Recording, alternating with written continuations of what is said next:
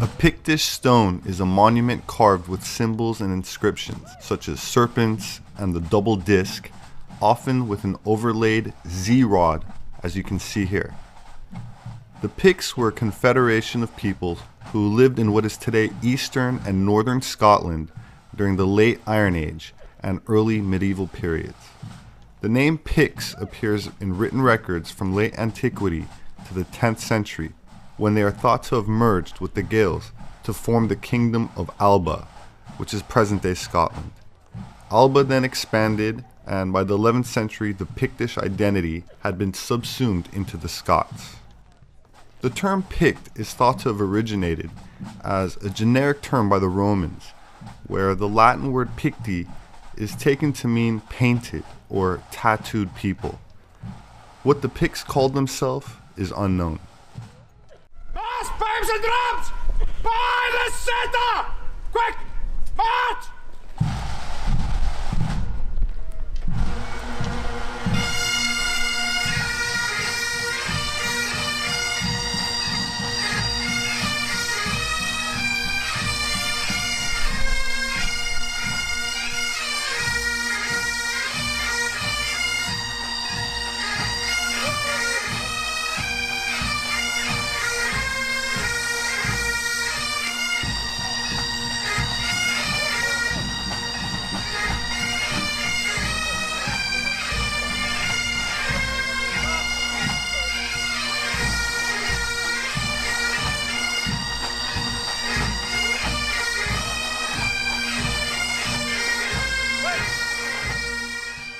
Tuatha De Danann means tribe of the goddess Danu, a godlike mythological race from pre-Christian Gaelic Ireland.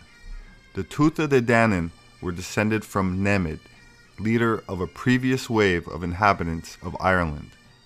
Nemid means privileged or holy in Old Irish. His people or clan are referred to as the Nemidians, and they were said to have had a genealogy going back to the biblical Noah. Nemid was the son of Agnemon of Scythia, and the Scythians have been associated with the tribe of Dan. Micah in the Bible, the book of Micah, chapter 5, helps prove that the lost 10 tribes were to be identified with the Scythian peoples.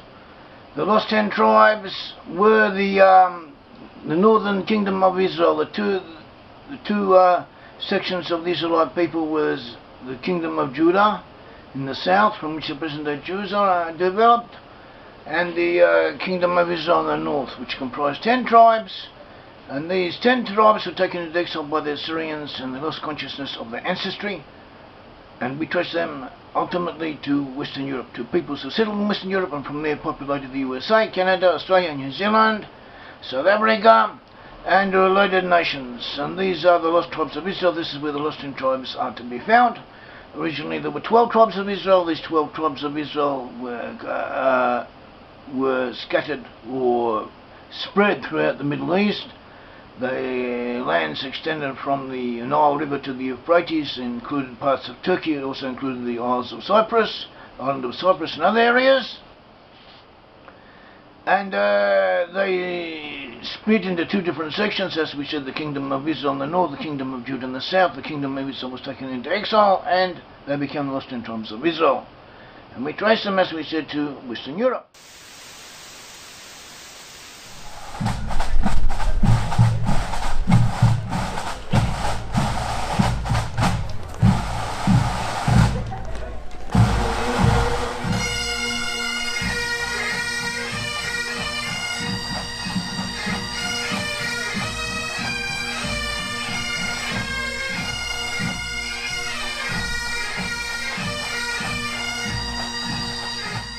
The Phoenicians were the descendants of the Canaanites of the Bronze Age, through the Iron Age and Roman period.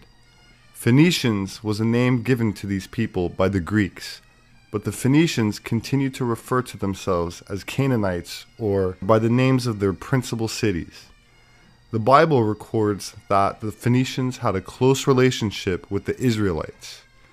Their royalty married each other, they traded with each other, and significantly, they went to war with each other. In the 18th century, linguists noticed a great similarity between the Phoenician and the early Irish Celtic language. That said, we know that from 2000 BC, tin mining started in Cornwall, and the Phoenicians traded directly with Cornwall. The name Britain comes from the Phoenician name Beretanic, meaning land of tin. The Greek historian Herodotus describes how tin comes from the lands of tin that sat beyond Gaul.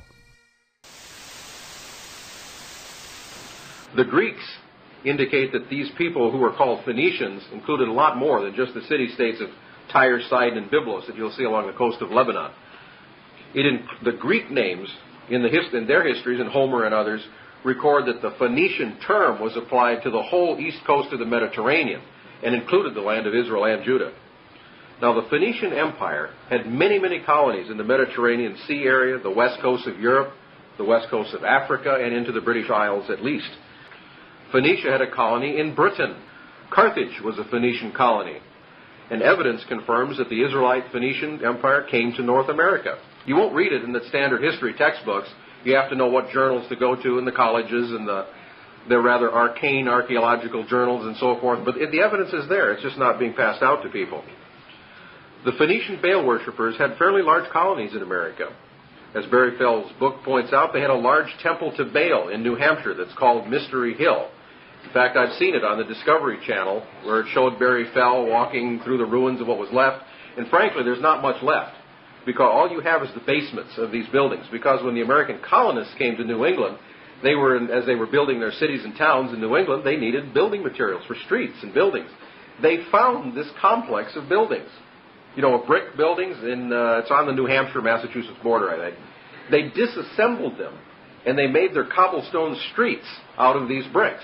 Well, when the Epigraphic Society, led by Barry Fell, realized that there were inscriptions at Mystery Hill in ancient Phoenician, Carthaginian, the Celtic languages, they were literally going with, on the bricks that were still left that they could identify had come from that site, and they were looking for inscriptions with their magnifying glasses along the streets or on the sides of buildings, and sure enough, finding them.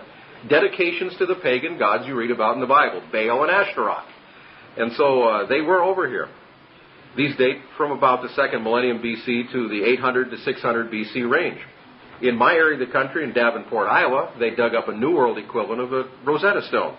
Remember the three languages that were found in Egypt where they were able to decode the hieroglyphics of Egypt? A similar stone exists in a museum in Davenport, Iowa to this day.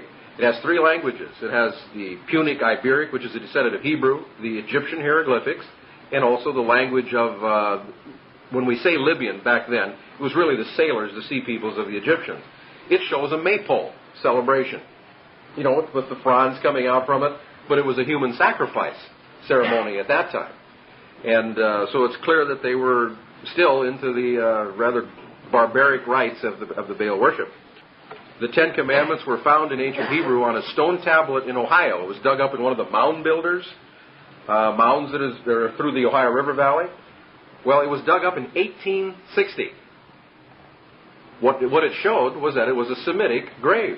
They dug up a Ten Commandments Decalogue stone inscribed with a picture of Moses, the Ten Commandments in ancient Hebrew. It even had a strap hewn into the object where you could put a hole for a strap, where you could put it over your back and travel. And also, even more impressive, is that the Ten Commandments that is carved on a large inscribed stone in New Mexico. On the very highest part of the mountain, there's an inscription saying, Yahweh is our God. And this is the Hebrew from 1200 to 600 BC, the Paleo-Hebrew, where they still wrote what we'd call the Tetragrammaton, the name of God. And in the rabbinic period, they didn't write that. So you can date it that it clearly goes before that period of time. Well, why aren't these facts in the history books? Now, Britain had been an Israelite colony for about 300 years when Samaria fell. Some tribes sailed for the British Isles. The Simoni, it's in the ancient records of Allen's book, arrived by sea, and he dates it to about 720 BC in Wales. The early Welsh called themselves also the Beriths or the Brythonic Celts, or Celts. The Phoenicians had been present as miners and as traders, mining tin in that area for many, many years, even before their alliance with the Israelites. The Tuatha De Danann, or part of the tribe of Dan, obviously, arrived as well in the British Isles. principally in Ireland. A lot went a shorter distance to Carthage. But evidence exists that most of the Israelites did not go into captivity, nor did they make sea voyages to new lands, but instead migrated via land and conquered a new homeland in the Black Sea region.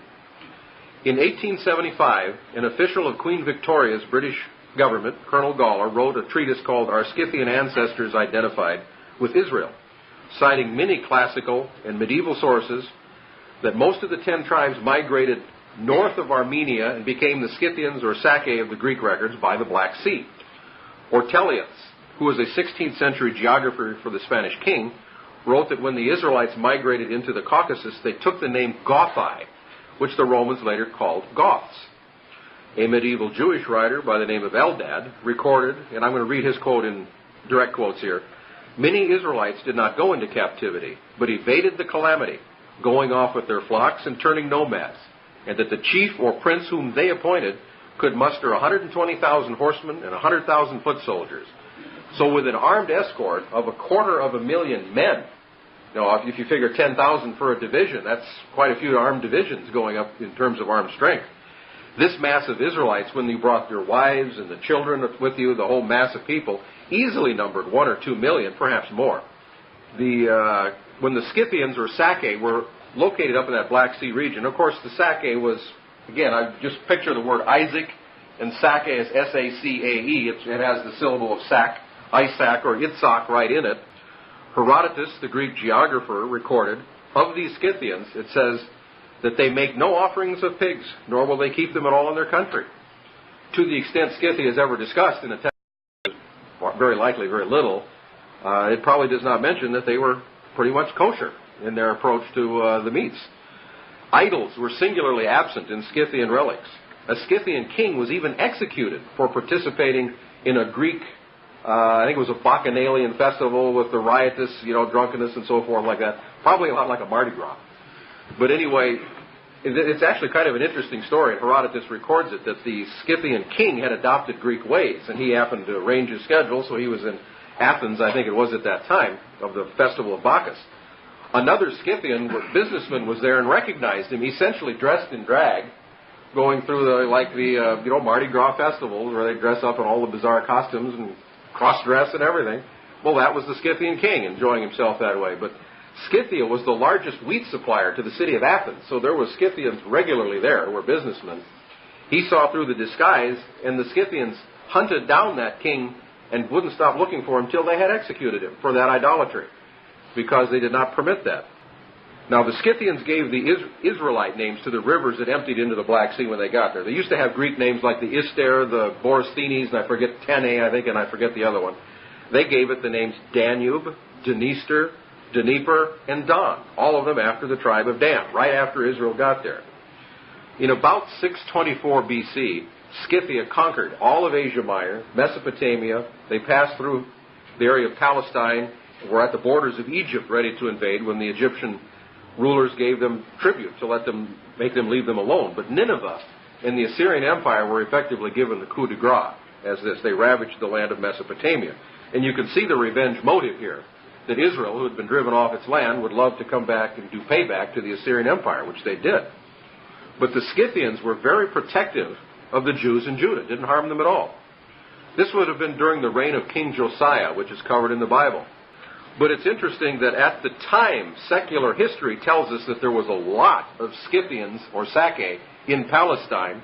The Bible, during the reign of Josiah, doesn't call them Scythians or doesn't call them Sacae. But it says at that time that Josiah invited the people of Manasseh, the people of Ephraim, the remnant of Israel, or Israel that were present there at the time of Josiah's reign, to join in the holy day. Since the Bible was written from the standpoint of the Hebrew people, it gives the Scythians their old Hebrew names, which were still very well known to the Jews because only a century had gone by since they left. Now, Herodotus stated that the Scythians were a civilized people. Epiphanius, another Greek, stated that the laws, customs, manners of the Scythians were the standards of civility and polite learning.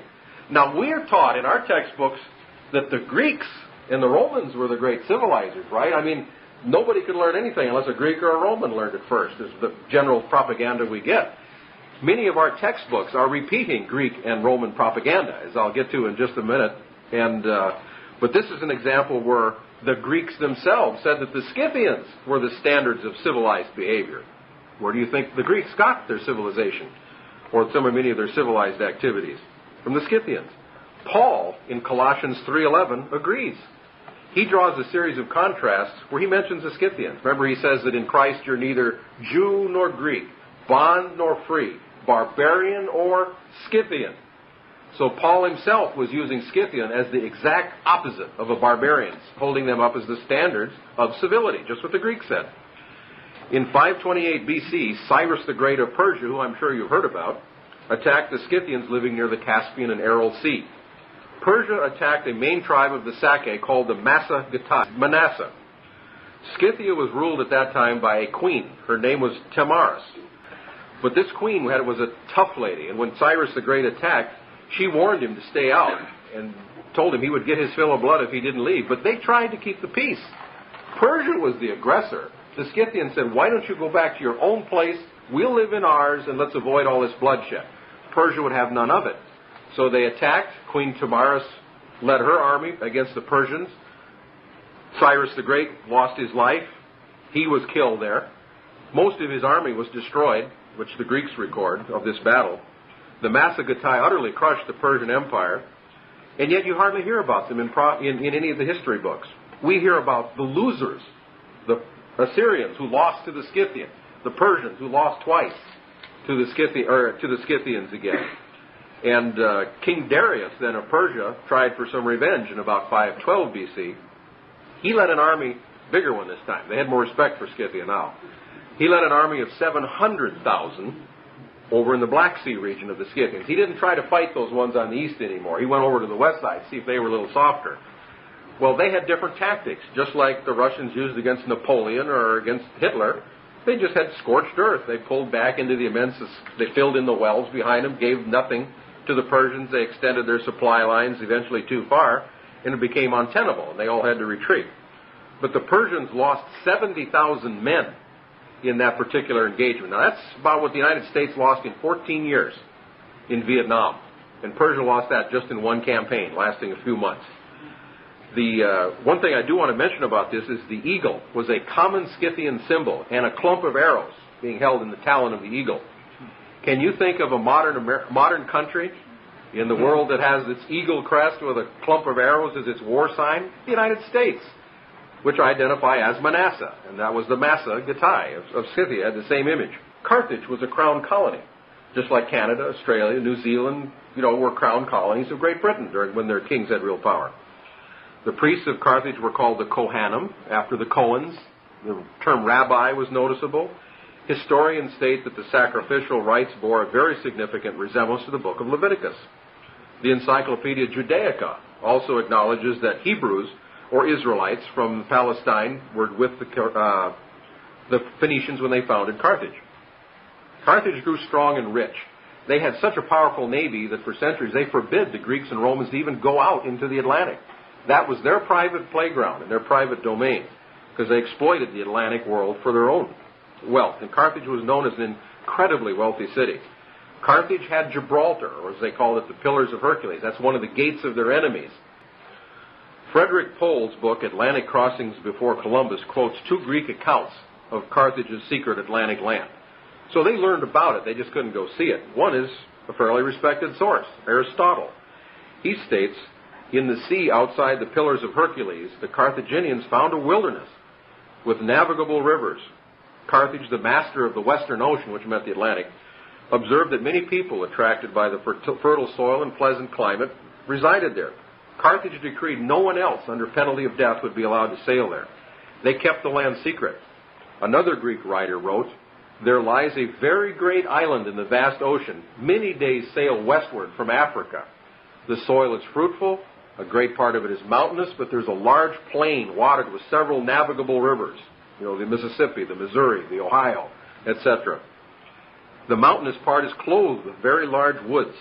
Well, obviously, this is North America. And the Greek histories also record that the Carthaginians sent fleets with tens of thousands of settlers out through the Pillars of Hercules. They assumed they were going to colonies in Africa or Europe, but frankly, there isn't a population base there to indicate that that is where they went.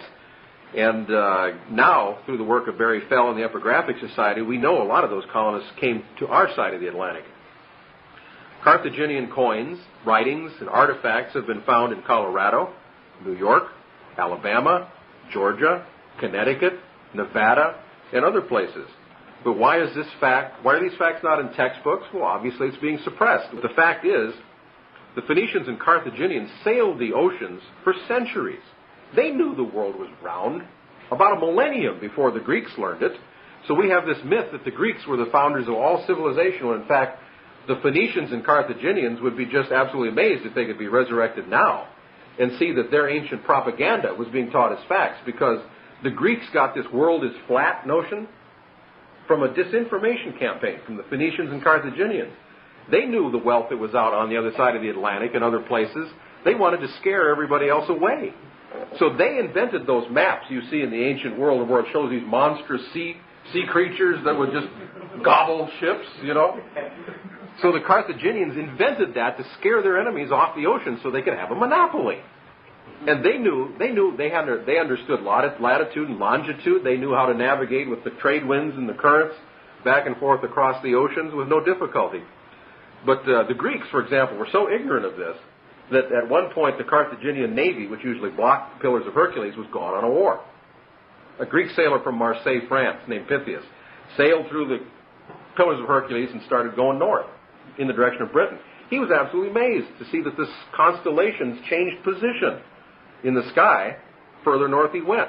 He went back and told the Greek world, the earth must be round, or the positions of the stars is changing. It's like I'm sailing on a sphere going, you know. They all laughed him to scorn and said, no, of course you know it's flat. And so that's where our great Greek civilization also was deceived by the Carthaginians. Well, Carthage did have an entire civilization here. Historians discuss two mysterious civilizations in ancient America. The Adena people, who inhabited the Ohio River Valley, they can identify from about 1000 BC onward. Now that's the time of King David and Solomon, when they were sending fleets across the ocean, until they merged with the Hopewell people around 300 to 200 BC. They died out centuries later, but 300 to 200 BC is a key time as well. That's the time of the Punic Wars, when the Carthaginians were losing to the Romans and more of their people left for their colonial system as refugees. The Presidents Jefferson and Harrison, about the mound builders, they were wondering if these weren't built by the lost tribes of Israel.